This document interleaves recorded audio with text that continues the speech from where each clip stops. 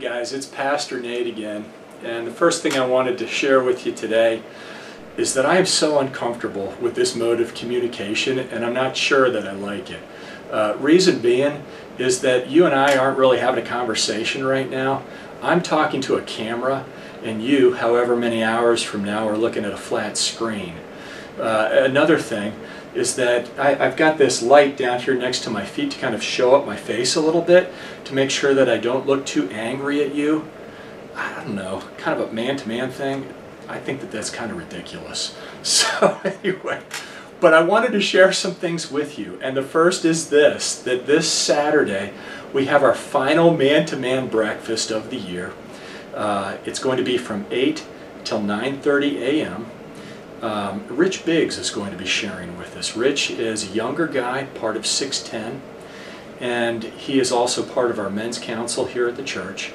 Rich is a relatively recent believer and still carries with him a lot of that contagious joy of what it meant for you and I when we first came to Christ.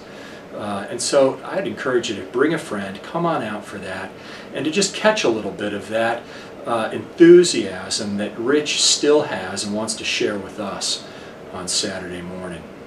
And then the other thing that I wanted to share with you is this, just something that's been in my head all day long.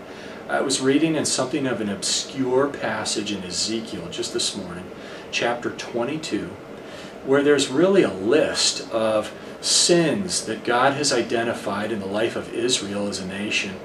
And you talk about a list of heinous things, you know, from murder and bloodshed, adultery and incest, extortion, the whole 9 yards.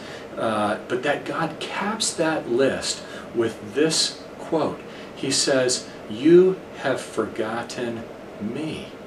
And so I've been asking myself all day long, you know, Lord, have I forgotten you? And if I have, then please, by your grace, remind me of who you are, and be reminding me of that constantly in these days so that I can be back in touch with you. You know, it's interesting, in that chapter, the second to last verse, verse 30, is that famous verse that Promise Keepers used back in the mid-90s when they had the 1 million men come out to the mall in Washington, D.C. And stand in the gap.